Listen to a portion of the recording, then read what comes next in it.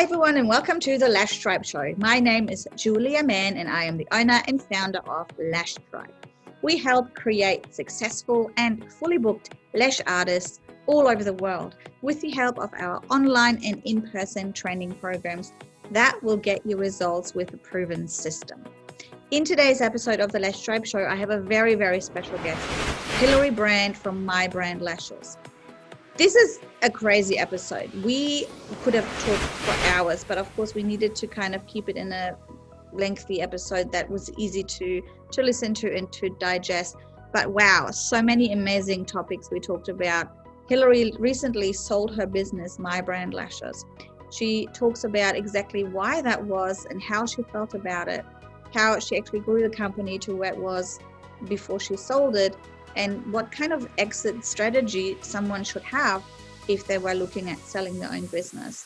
But a big part of this is also about how couples or a marriage works in terms of business, a female and a male partner in business, or even just in life if the female has the business. So yeah, this episode has so many great gold nuggets and so much great content.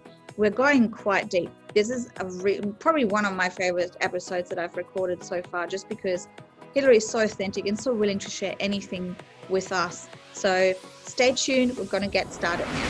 When someone came along and saw my vision and was like, we'd love to take your vision and go as far and as fast as we can with it, that was what sort of breathed hope back into the whole idea of allowing My Brand Lashes to move on. I am a woman that is for partnership. I feel like if we're just on the girls' team, then we're always going to be missing 50% of the rest. But if I could learn to be in partnership with both, I'm a very powerful person. I'm dressed up now, but this is not my norm. I'm usually kind of homeless looking. I wanted it to...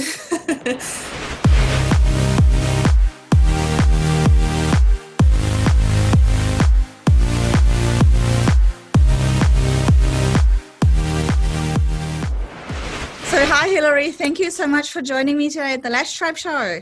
Oh, thanks for having me, Julia. I am so excited. We met each other, wasn't now a couple of times, I think, but I don't think we ever had a proper, long, in-depth chat. We've been too busy. We're always speakers and like running on and off stage. So That's right. But I'm so excited that we've made this happen, because I know even with COVID, everything is happening right now. Everyone is trying to get their businesses sorted and get new ideas. But I know you've had some major changes happening as well, which I kind of want to touch on a little bit later. But first of all, I think most people will know who you are. But for those who don't know, who is Hilaree Brand? An industry disruptor. I think that would be the best description. Okay. I've never played by the rules. I've been in this industry a long time, and it served me well. So I'll take it. Yeah, I think you were one of the first people that I actually followed on Instagram. I remember those. I don't think they had stories back then at all. It was just a feed. But you were like the first one that was like wearing a little beanie and being all snuggly over where you are and just being super authentic and natural, but very educational at the same time. And I think that's what really sets you apart from the rest. Just to touch on My Brand Lashes and how it all started, how long or when did it all start back then? And what made you grow into this big brand that you had? Sure. Okay. Actually, started My Brand Lashes when my oldest son was a baby. So my husband was in college. He was a waiter. It wasn't uncommon for him to bring home only $21 a night, that kind of a thing. It wasn't that busy where he was working. It was a sweet but terrible time, if that makes sense. It was financially very, very tough, brand new baby, really not sure who we wanted to be when we grew up, that kind of a thing. And as a mother, I was not okay with getting on welfare or state assistance, or I couldn't let myself get down that way. Now, is it wrong to do that? No. What I was challenging myself to do was to think bigger, like what could be possible if I had it all my way. And I had graduated from hair school when I was 16. So at that time I would have been 24. And I thought, why not do lashes for real, like for real. I knew how to do them, but why not for real? And this was when the bubble burst in 2009. So everyone was just struggling. It was really hard.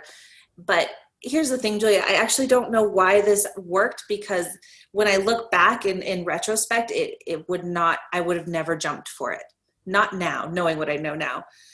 But I bought a kit and I asked 5 of my clients to invest with me because I didn't have 2 nickels to run together. I just didn't have any money. If they would put a little bit of money each into the kit and help me invest in that, then I would give them lashes for free if they would tell their friends about me. And it exploded. And I just remember thinking, this shouldn't have worked. Like, this shouldn't have worked, but it did. And later on, I actually found out that women would save money and hide money away during the Great Depression that hit here. And we've always prioritized beauty, no matter what the struggle was. So in that instance, it was almost like, okay, well, of course it worked, because the human nature of a woman is that if she feels beautiful, she feels like she has a little bit of control over her life. And then maybe she has choices in her life. And then if she has choices, she could choose big things.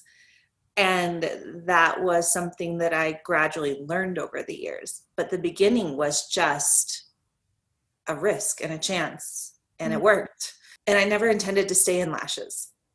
It was just to get my husband through college, and then he was going to go off and make whatever money he hoped to make, and then I would be a stay-at-home mom, because I didn't have a mom who stayed at home. I wanted that for my kids.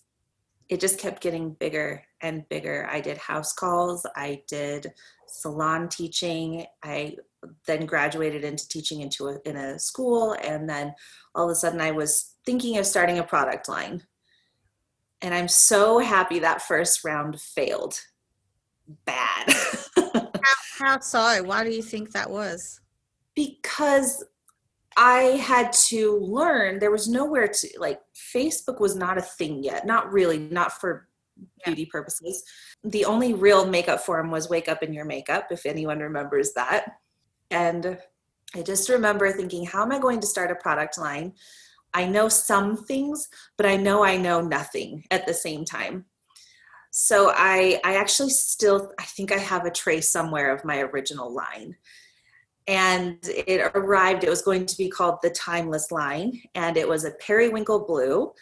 And the manufacturer shipped everything to me. I could only afford to do like 600 trays the first round. And that was every size, every curl, and that was even skimping. And if you've never owned a product line, 600 trays is nothing. Like, it won't get you anywhere. And they all arrived. They had lost all of their curl. Oh, they God. went flat. Yes. Yeah, story of my life. Right? Yeah. And I mean, you can't sell something that's gone flat. And it was truly just devastating. But we continued. I then opened a salon, hired 5 girls. We just kind of stuck with Blink for a long time because that was the brand to be a part of. So we built the salon. We had the 5 people. I had something like 250 clients rotating in and out. Wow. It was big.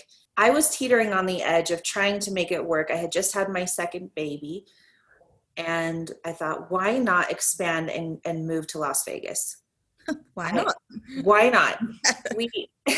We had one of our most favorite clients, and she'll still always just be my favorite person. She moved there, and she was like, I've done a bunch of research, and there's not a lot going on here yet in the world of lashes, and anything that we really could find, like, again, Instagram didn't really exist for this yet.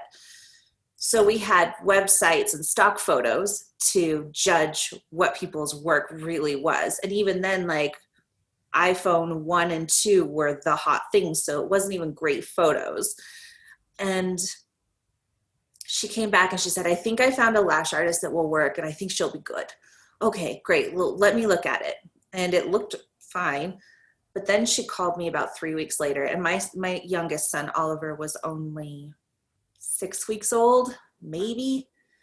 And she's like, Hilaree, my lashes. And I just remember seeing the pictures as best as you could take a picture of your lashes, right? and they had just been seared together with so much glue, and it was just wretched work. And I thought, I don't even know how to tell you to take these off. We were trying oil, we were trying all the things, and we just couldn't get them off. And so I looked at my husband. I said, I think my mom can watch the baby. Let's go to Vegas. And he's like, right now? I'm like, right flipping now, like now. So we got in the car and made it down there, removed our lashes, brought all my product with me. But the point of this story is that we realized after all that research, after everything that we had done, it wasn't like a little bit of research, it was months of research. If that was the best that we could find, then I had a really good chance of succeeding down there. And was it My Brand Lashes at that stage? Mm-hmm. Yeah, it was a salon called My Brand Lashes. I owned My Brand Lashes, but I wasn't producing products yet, or teaching, just doing lashes. And then,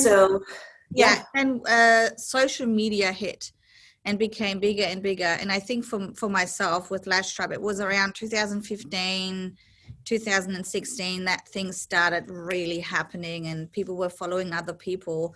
How do you think that had changed My Brand Lashes, the way that you envisioned it, to something completely different, like so much bigger? How did that all help or play a part? I've always said that I've just built this as I was flying. I truly did not expect for this to take off. I didn't truly expect for anyone to think I was interesting at all. I didn't think that there would be something for me to share. It was truly just a point to try and help my family. But where social media got interesting for me was that when we got to Vegas, I lost everything. My dad got in a plane crash. He died. I wrecked my car with my brand new baby in it, and it was my fault. And then on that same day, my entire staff at my salon took every single client and moved out. Nothing left. All of this within the day. The car accident and the mutiny happened in the same day, but then I lost my dad 3 months later. So while I'm going through all of this, I couldn't get out of bed. There was just no, I didn't know how to wrap my mind around it, because we had just moved to a new state and I had no family there either. There was nothing. And I didn't know this at the time, but I was going through some serious postpartum depression too. So all that just stacked on top of each other. And there's a good silver lining here. That was this three. Yeah. But I got on Instagram and figured it out during that time. I learned what a hashtag was. I learned what posting was. And I started to learn to connect with other lash artists, because I could keep my brain focused on that instead of whatever was going around. Yeah. And then I learned how to tag in different languages for eyelashes. So it wasn't just eyelash extensions, volume lashes, which, by the way, they weren't even existing yet in our area. But I started finding lash artists. And then one day I thought, what if I were to do like a tip of the day or something to that effect? Because we needed education, and none of the big companies were sharing. You had to take their $3,000 class. And I found later that it wasn't even quality information. It was just a really good brand plan. So anyway, really long story, but social media really curved everything when I learned how to hashtag in different languages and then posting valuable information. All of a sudden, I went from 780 followers maybe to, I remember hitting the 15,000 mark and going, how did that amazing. Yes. But why would anyone listen to me? And then it started to become fun. And no, there were not stories. There were, it actually was in chronological order. It wasn't based on an algorithm, which was so nice, by the way. You couldn't link anything, but it was cool. It was really cool. And then now, talking about where we are today, people have probably already heard about it. You recently sold My Brand Lashes. Yeah. Tell me a little bit about that. Why has this been always in the back of your mind? Were you creating My Brand Lashes with an exit strategy? Because I think a lot of people build brands or companies, but they don't really know where they want to be in 5 years' time. They don't build a company with that kind of sale in mind. What was that like for you? It was more of serving at my highest. Mm-hmm. It got to the point where it felt like there were a lot of lash brands and a lot of education, and I felt like I was getting into things that the lash industry either wasn't interested in or maybe didn't appreciate yet. It will. My curse is that I'm 5 years too early to every party. Empire Lashes were new. We got on that. And it just kind of felt like, not that there was competition, but was I relevant anymore? Yeah. Like when we did our Aunt Flo course, you know, there was a lot of pushback in the industry. Why would hormones matter? But secretly, in these parallel lines of me building a business, I've also been a medical junkie for years. And it just got to the point where even though I can't diagnose anything, I was starting to see different patterns in lashes and saying, hey, you should probably go to the doctor and check on this, not a thyroid problem or anything. I have called pregnancy 3 times. Twice when I sent somebody to the doctor just to check it out, they've come back with cancer. And it's just things that our lashes are actually really loud speakers for the health of our body.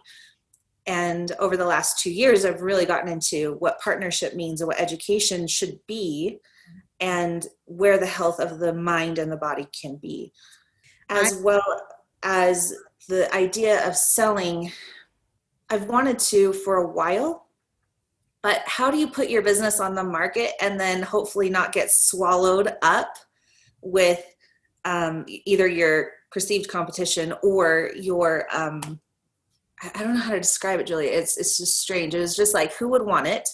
Because am I too specific? I even had one person say when we did put it up the first time, it's too much Hilaree Brand. It's not enough My Brand lashes. And I thought that's silly because it's always been the brand is about the lash artist. Mm-hmm. So anyway, then 2020 hit, and it was just one of those really loud awakenings that we've all had. And mine was, are you serving the highest you can? And the answer was no, I'm not. So at that point, it didn't matter if I sold or liquidated. It didn't matter the outcome, which, by the way, if you ever want anything really big to happen in your life, you have to let all that go. Like, you have to be fine with whatever is thrown your way. And so when I finally surrendered, allowed that to happen and said, hey, I'm going to liquidate and go to med school, all of the sudden, and I have a list, 20 people reach out. Would you be interested in selling your company to me? Sure. Let's start the vetting process. And so that's where we are right now. What kind of processes did you have to put into place, or I guess change certain things in order for it to make this thing that someone could buy? Because if I'm thinking about Lash Tribe now, look, this has probably crossed everyone's mind who has a brand, because we have our days where we say, oh, fuck it, everything is just way too much. I'm not inspired. I don't feel the motivation anymore. But for me to say I'm going to sell it, what do I have in place to make something sellable other than the brand, the name? Yeah, you actually can't plan on the name. What they're looking for is how much inventory you have, what your education system brings for profit. I recommend not selling to somebody outside of the industry because they don't see, the industry is so niche, they don't see lashes as a big money maker, but it actually is. So vet out anyone who tries to tell you that this won't be valuable, because the value is actually in the quality of the product and the fact, how much do you have? From there, that's just your assets, and you can expand and go, well, what digital products do I have? What class formats do I have? In my case, my buyer was able to purchase manuals and digital products and all of those things. And of course, I'm staying on to help her continue so that it's a smooth transition. But if you are trying to just sell your brand, you'll get an offer for maybe your Instagram account, which I did, so I'm saying that. Someone actually reached out and said, can I purchase your Instagram account and your followers? Wow. But that's about all you're going to get. Someone from the industry. Mm-hmm. Wow. Okay. I guess. So, I mean, there's even value in your client list and in your Instagram account, but you can't depend on only that. And truly, at the end of the day, if someone's following you, it's for a reason. And if you sell it to someone who's going to start posting, I don't know, food pictures when we all love food, but that wasn't why you started following, then they're going to leave anyway. So even that has only an ish value. What do you think someone who wants to sell their company or think about selling it to someone, obviously in the industry, what do these people, if there's a couple or if it's one person, what do you think they should bring along apart from experience in lashing and some kind of business knowledge? What do you think their personality should be like? Any values that you want them to have? You want to know what your business core values were, and does that person align with those values? My values have always been that I wanted this to be a real company with real mistakes, real behind the scenes. I mean, I'm dressed up now, but this is not my norm. I'm usually kind of homeless looking. I wanted it to, I always wanted it to be something that felt like everyone could be a part of this. You didn't have to be a certain anything to be a lash artist in this club. Just be here and bring those talents that you have. This was the place that you were allowed to have them and try it out. And if you failed, okay, we're here to support you. So if they don't align with those values, you're going to watch your company go down the tubes, because it really is like saying goodbye to a baby. It is. How do you feel about it? Have you made peace with it? I mean, you're I transitioning. Yeah. I had it's so crazy. It feels like, it doesn't feel like it's going to die, because it's going off and going to college and it's going to get married and have its own life. That's how it feels. But when I was liquidating, before I thought, oh, someone might want to sell it or buy it, it was definitely the 5 stages of grief, anger and acceptance. Like, you have to get all the way through. I had my complete darkest moments when it was just like, did I just decide to fail? Like, did I just decide that am I not working hard enough? Am I not doing that? But when someone came along and saw my vision and was like, we'd love to take your vision and go as far and as fast as we can with it, that was what sort of breathed hope back into the whole idea of allowing my brand Lashes to move on. Yeah, I love that. Yeah. Cool. Where do you think you'll be in 5 years' time? Will we still see you around? Will you be part of Lashes in some way? I hope so. I would like to. I mean, like I said, I'm off to med school. So I'm on that path, right? Like, it's not starting tomorrow, but my focus will be around hormones and what those do for the body. Just as a tangent, the last time birth control was updated was in the 60s. Wow. Like we've had 600 cell phones since then of different versions, but for whatever reason, we can't get hormones to get updated. And we as women have issues with our hair and our lashes and our brows, and among a billion other things. Hormones run everything, and no one's really looking at them and figuring it out. So I hope to bring that knowledge back to the beauty industry, because I think it fits. Do I have a lot of time to change my mind? Absolutely. Who knows where this whole COVID thing is going and when you can actually start with everything, you never know. Do you mind if I ask you some questions? They're kind of not really related to the topic, but I think they're just some really interesting questions that we can kind of put in, which will help our viewers or listeners a little bit, maybe with some of their own questions that they have as well. And in like being a human altogether, what would you say is something that you feel misunderstood about? For me? Yeah. Like what's something people seem to misunderstand about you? I think they misunderstand that I don't need to be appreciated for what I've put into the lash industry. Wow. A big part of what I've done in the lash industry, if you think about it, no one was doing tips of the day before I did. There are a lot of techniques and a lot of big free information that I did give. And there have been experiences, not many, where I was expected to give more without any gratitude. Yeah. And so that was something that I've learned about myself over the last couple of years, is I really need someone to at least acknowledge that, oh, you put some work into this for us. Because if we're all thriving in the industry, that reputation that lashes are bad, they're dangerous, you'll lose your lashes. It's not true. It's not true, which is why I really started pushing new information, because the old information was terrible. Yeah. So that's something that I feel like I'm strong, but I wanted to see that later on for sure. Yeah, I agree. And what were the best resources for you that really helped you along the way, you personally? One of my superpowers is that I will figure something out. And what that will mean is that I will try things until it either works or I'm going to make something that does work. And, I'm learning that everyone's superpower is very, very different. I didn't even know this was a thing until very recently. But like, for example, the new owner's superpower is networking. She is incredible at that. But I have the ability to look outside the box and go, we could do this differently and more efficiently if you're willing to try it. And really, it's not the achieving the new result, it's the brave courage that you need to jump and try something different. Yeah. Yeah. I totally agree that that's you. You just always have thought outside of the box.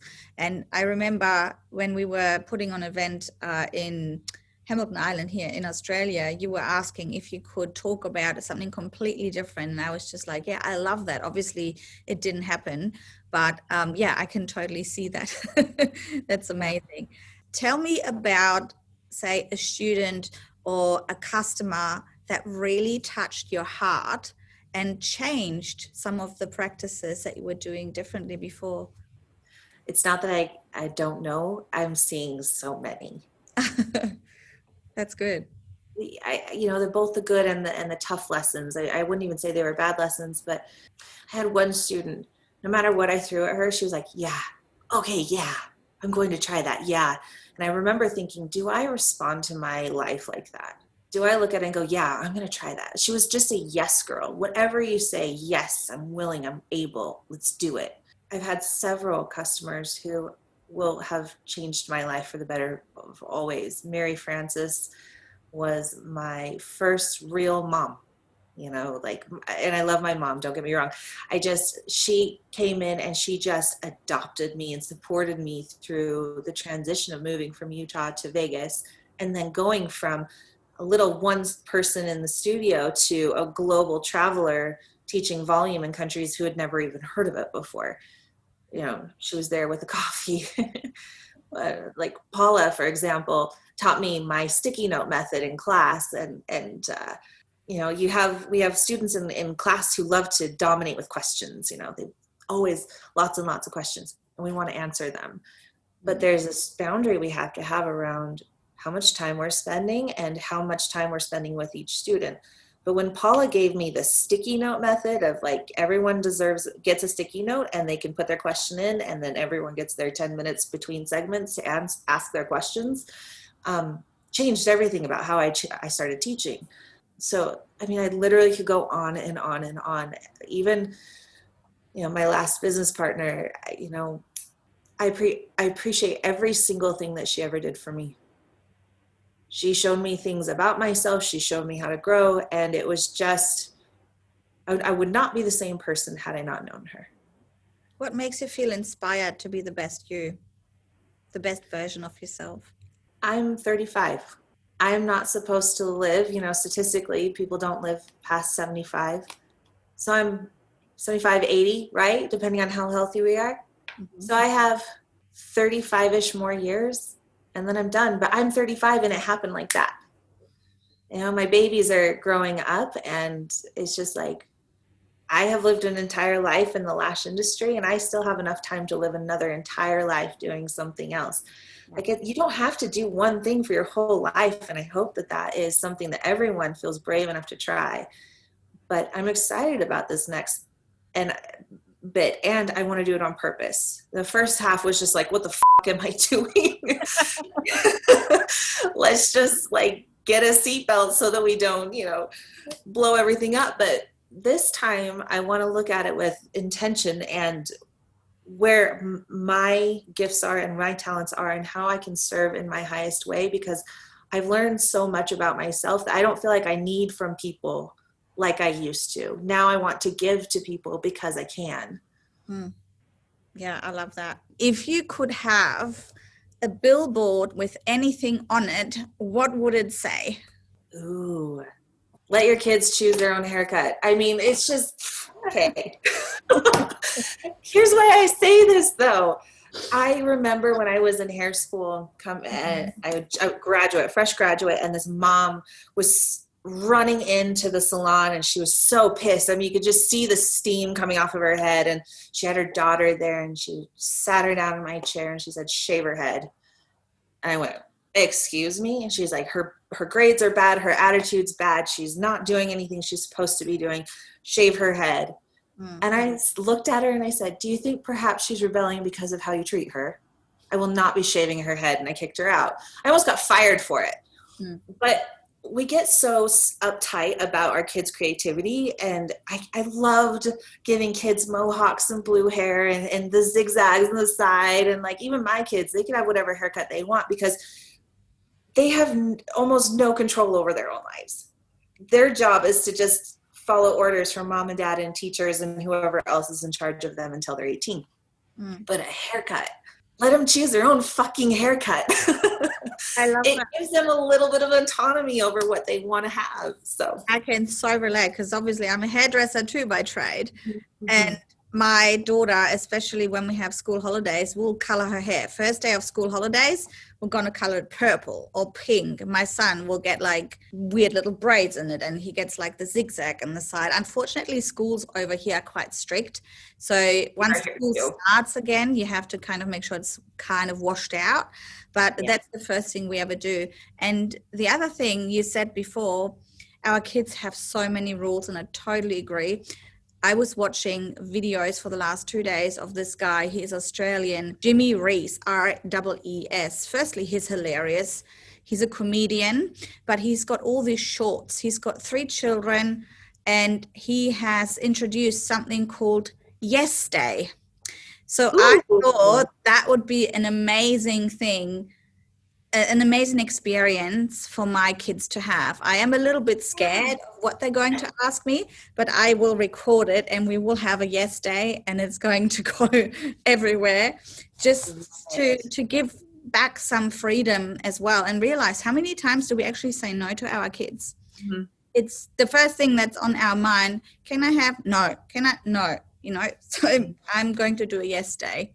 So that's definitely a great little topic. I love that. And it really speaks to the spirit of a child and how enduring they are. Because if you and I were told no all day long, I mean, there are not bottles of wine big enough to drown those sorrows. Right? Yeah, totally. But a child wakes up in the morning and throws their arms around you. I love you. Good morning. And it's just like, wow, you are just an incredible human. Yeah, sometimes. Sometimes I get off on the wrong foot and you go, whoa, I haven't even spoken to you yet and I'm getting a huge attitude from you. The buildup of the nose. That's right. Now, to finish off, I always ask my guests a question at the end. Stepping into my shoes, if you were interviewing yourself, what is one thing you would have asked you that I didn't? I think it would just be, I mean, one of my favorite passionate things would be the relationship that husbands and wives or partners have with each other when growing a business together. You know, how, I am obsessed with the topic, so it's like you'll hear me talk about that whenever I can. It doesn't have to be as difficult as it is. And over the years, I've watched personal friends and colleagues have to separate and go on their ways for things that didn't have to change, but morphed into stone cold hearts. Yeah, let's talk about that a little bit if you have time. What are your tips for this not to happen? Because obviously when Lash Tribe grew to something bigger and bigger that I wasn't expecting either, and then I was invited, I had to travel. We had a really hard time for a while there. For him, it was a very big ego thing because he's the male, he needs to be the main provider. And then all of a sudden I was overtaking him in wages. And for him, it was a very difficult time, a little bit of depression, some really big fights. But we managed to then kind of bring it back together, which I don't really know how that worked. I think it was just a bit of compromise from each side. And realizing that males think very differently about success and what it usually should entail in an old-fashioned kind of way. What are some things that you think you did right and others did wrong? I I wouldn't say right or wrong. I would say misunderstandings in what a team was. Mm-hmm. In some of my graduate topics, we talk about how a man views a team. Mm-hmm. And when they choose to be married, to dedicate their lives to a person, you're now a team. And when the rules change without any new playbooks to go forward, it feels like the team leader, because it was his team and he chose to join you and you're now a part of his team, right? Although if you flipped it around, he was a part of yours. But from his side, okay, it feels like there's no more points. There's not a purpose. There's not a way to provide. There's not a way to protect, because the rules changed and there's no new plays. Mm. And with some, obviously there are words to use and some understanding. See, we get really upset with, well, he's upset. And actually, by the way, your scenario is very common. I've talked to a lot of women who are like, I'm making more than my husband now, and he's not fine with it. It's never really about the money as much as he still wants to be on your team. Mm-hmm. Where can he provide value? Where can he protect you? And it's not a I am woman, hear me roar. In fact, I am not a feminist. And you will hear me not talk about, like, I'm not a feminist, but here's why. I am a woman that is for partnership. I feel like if we're just on the girls' team, then we're always going to be missing 50% of the rest. But if I could learn to be in partnership with both, I'm a very powerful person. Mm-hmm. And leaders have to understand both. And especially as a mother of boys, I can't be a feminist. No. I can't hate the thing I created. So I am actively working on ways to have a team with my husband, to give him a role that I can be vulnerable and weak in, and he can actually step up and say, yes, I want to take this on for you. When I was traveling, and I know you know how this crazy life goes, but when you're in the air more than you're on the ground for months at a time, and you didn't have a conversation about where that nurturing side is going to be for the kids, and he's also working at his regular job and doing all of the things, he doesn't know that you're looking at him to maybe join your team and be the lash king. You know, you're the lash queen, he's the lash king. He doesn't know what that looks like because it was never spoken. It's just assumed. But if there's anything we can know as adults, nobody knows what we're thinking. Mm. And so I think that, and actually I'd love to teach about this in the industry. I really would, because there's a whole system to it. And instead of making men wrong for being different, I wish so badly that we would get in partnership with the way they're wired, because it's just a different wiring. It would be like having a Mac and a PC try to talk to each other, and they're just, the PDFs don't come through the same. They just don't. It's all right. But we need them both. We need them both. And in business, I can truly say that I am as successful as I am, and as proud of what I've done, because I've had Jerem behind me this whole time. And has it always been easy? No. Was he always involved in the actual My Brand lashes? Parts of it. I remember seeing other places, and they like, the husband and wife would team together and they'd do the whole thing, and I'd get jealous because it was like my husband was building his career and I was trying to build this thing over here. And I remember one day, and this is not to throw him under the bus, and he knows I talk about him, so I have his permission here. But I remember one day I needed a design for one of my lash trays, and he was the one that did. I would mock it up and he would do them. But he said to me, Hilaree, I have 3 paying projects right now. I can't do it. And I said, are you kidding me? I said, I have to have this design for the designer, or we're not going to get this, marketed. And I said, so do I need to put you like on an actual payroll to get your attention? Oh, I was so mad. I was so mad. And you could just hear his balls being sliced off and thrown across the room for the way I responded. But it wasn't that. He had his own deadlines, and I assumed that because he was supposed to be my lash king and I put him in this place that he didn't even ask to be in, that he should just drop everything and do what I asked. that was a big fight for us. And it boiled down to what I expected and what he expected, right? And we were just missing everything. And once we got down to bottom line expectations, without judgment, just I expected to have support here, and he expected to have me support him because he was up to his eyeballs in work. And we just missed each other like ships in the night. Yeah. So, and then delegation started. Okay, I get a designer to do it. I'll mock up as much as I can or learn it myself, and I will take this pressure off of my marriage.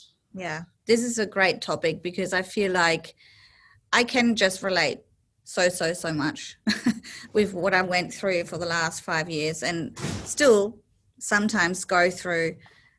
We were actually in discussions. He wants to sell his business because he doesn't feel fulfilled. He wants to have the in-person contact again with more clients, and he has a little car radiator shop where he repairs air conditioning and radiators for cars, but it's only him. It's him, his little shop. He sees customers, but he doesn't have that team behind him. He's a real big team player.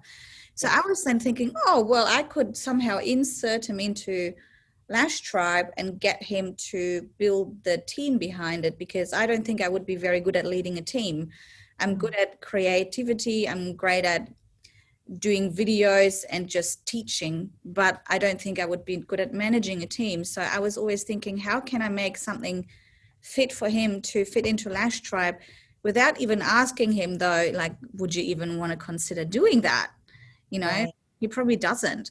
And I asked him the other month, and this is something, probably a few months ago, before COVID actually, so probably more so last year, what would you actually want to do? And he said, well, I think I would prefer to work part-time for someone else and then pick up the kids from school early and not having to have them to go to aftercare and before care, and just be home for 2 days a week and work for 3 days a week. I'm like, oh, all right. Yeah, well, we can make that work somehow too.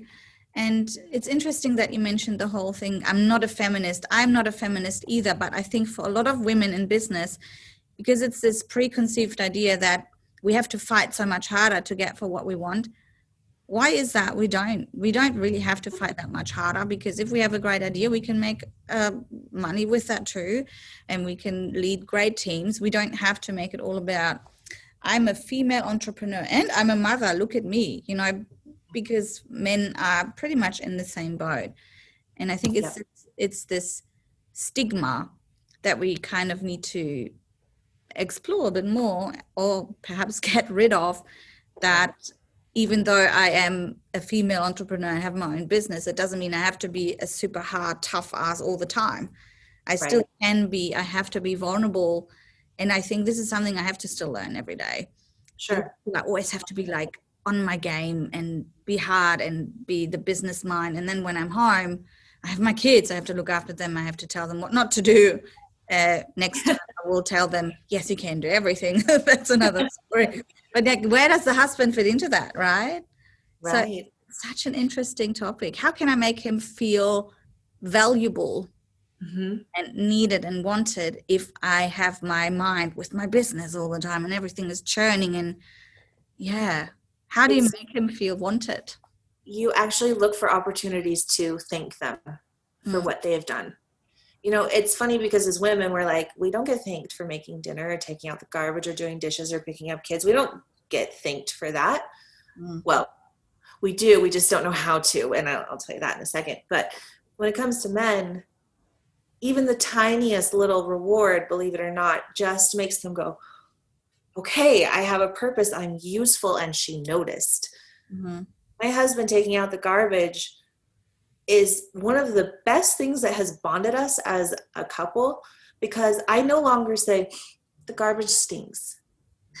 I look at him and say, babe, you would be my knight in shining armor if you would take that stinky ass garbage out the door. And yes, it feels cheesy and maybe even a little coerced, but the thing is would you rather be approached with, you're my knight in shining armor for saving me from the disgusting trash? Or would you rather be met with passive aggressive cold silence because you don't know what you're in trouble for?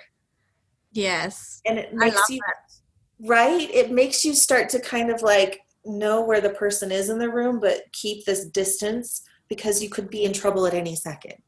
I will try that. I mean, Yeah. if you have that kind of understanding without speaking, he kind of takes the garbage out anyway. But sometimes I look at him and go, like, it's full. Can you not bloody see it? But instead of saying the garbage is full, he goes, yes, thanks for letting me know. I've noticed myself. You know, he gets very passive aggressive as an answer because I am doing that passive aggressiveness myself. So yeah, I will try it out and let you know how I went. Well, and here's the thing. Men don't want to be mothered, and we don't want to be their mother, right? It's hard, isn't it?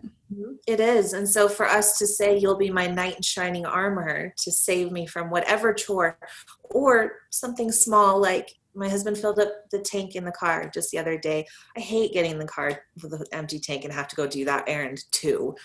And he did that. It was just like, you know what? I don't know if I tell you this very often, but when you fill up the gas tank for me, it makes my day so much easier. He asked me when the last time was I had to fill up the tank in my car. Because that one time I said that. He's like, well, I'll do it.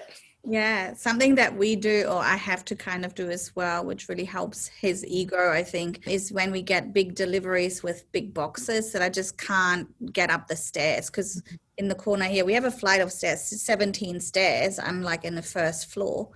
Right. And I have to tell him, Justin, tomorrow I can't lift the box. Like, I'm not strong enough. I need your strong arms. Can you just help me pick it up and put it up? And he has to drive by from going to his work to home anyway. So he will usually then drop it off and do that. And I think that makes him feel kind of special and wanted, even though it's such a dumb little thing.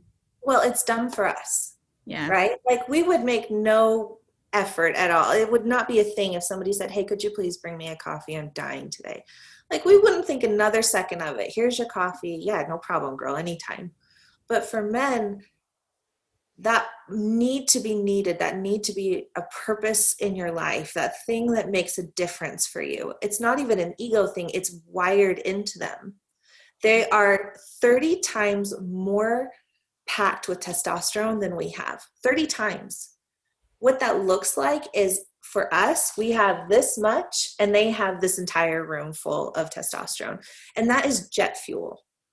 We burn out of it, and then we burn into our adrenals, and then we get chronic fatigue, we get hair, we lose hair, we start getting bad periods. We lose all those things by burning over the amount of testosterone we naturally produce. So guys having this constant engine revving, and it's not even just for sex, it's to lift things and move them and to be on purpose and for a purpose. If they can't use that, that goes into a negative energy, and they'll start looking for things to destroy. Or you'll get addicted to video games, or you'll find friends to start doing things with. There's something where they have to go and find a place to spend it. Well, you can find positive places for them to spend it, and everyone wins. But they want to see that they can be their partner. They want to see that you're a team, not just a honey-do list. Yeah, maybe finding projects together that you can do together.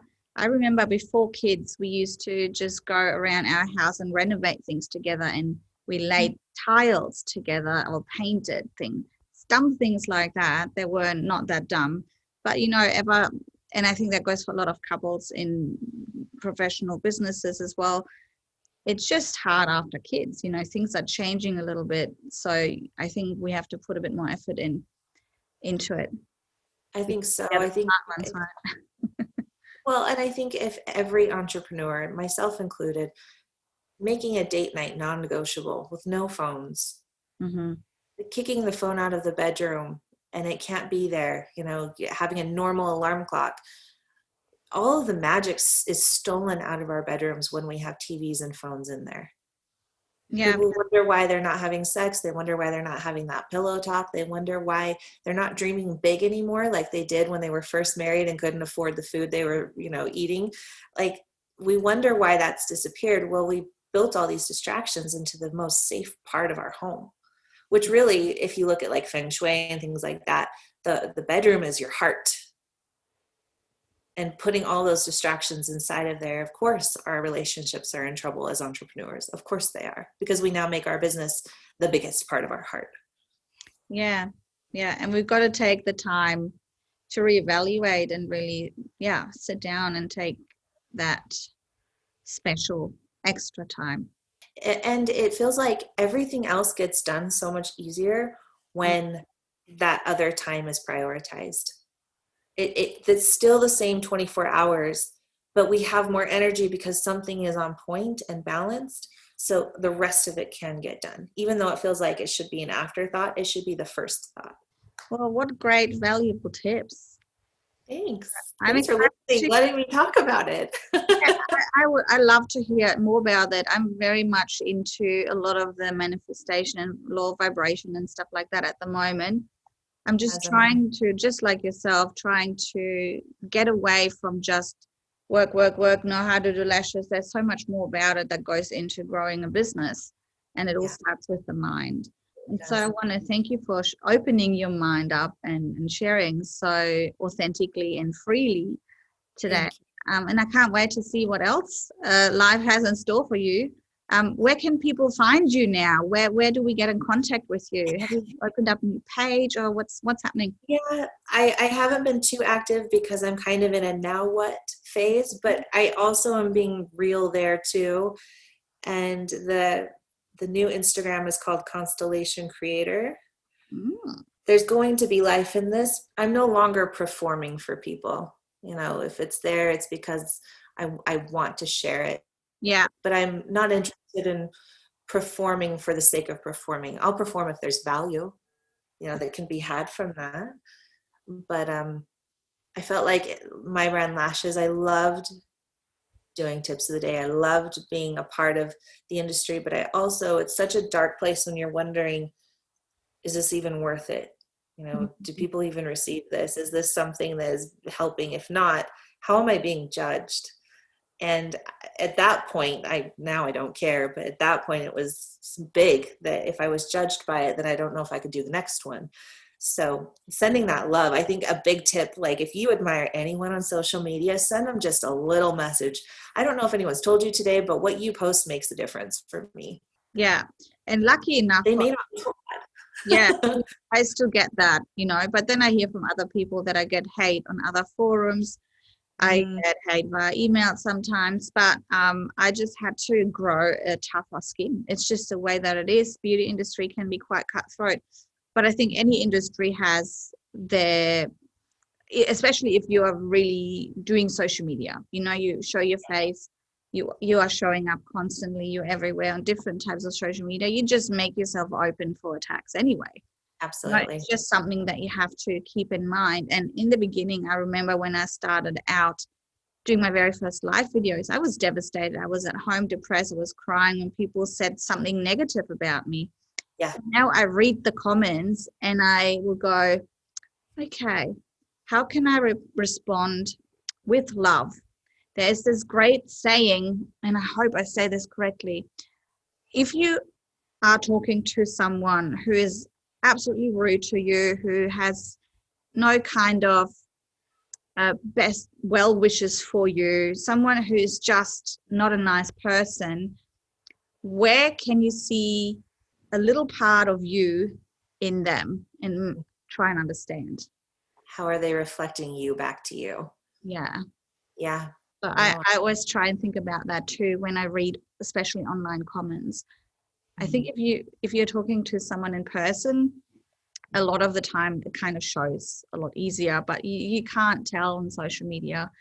And this is why I think social media has helped grow a lot of people, but it's also damaged a lot of people. And that's another completely different topic to talk about. That could be another whole hour. Probably more, like watch The Social Experiment on Netflix. That's one of the things that's going to open your eyes. Anyway, I could talk to you forever, but the podcast have a certain length. We can make a part 1 and a part 2. I would be totally open to it. I love talking to you, and thanks for letting me talk about so many cool things. I know, right? Well, I'm super excited. I just started following you on your Constellation Creator, and I'm excited to see what you will bring to the new part of your life and what other people you can inspire now, if not lash artists, probably future lash artists. Thank you. I will still always think of the lash industry as my original base. I'll never not be a part of that. But I just love what this industry has offered me in such a valuable way for my life.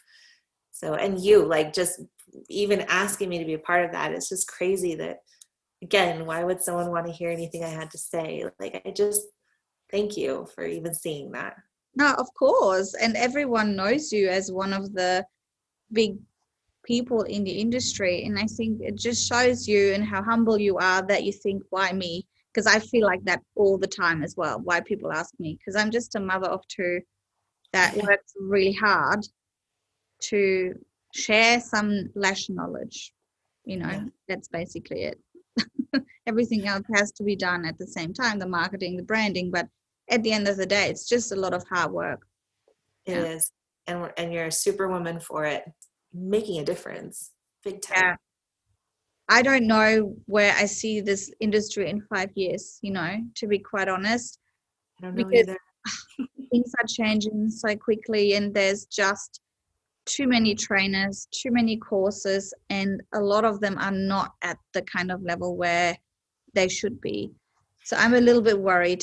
I'm actually curious because I think there actually might be a mass exodus of lash companies. Mm-hmm. I have sold my company and I've done it publicly. I'm curious to see if people start selling their companies because there is a new wave generation that wants to buy something already established. And I wouldn't be surprised if I started seeing a wave of companies selling and starting afresh. It's definitely put a seed in my head.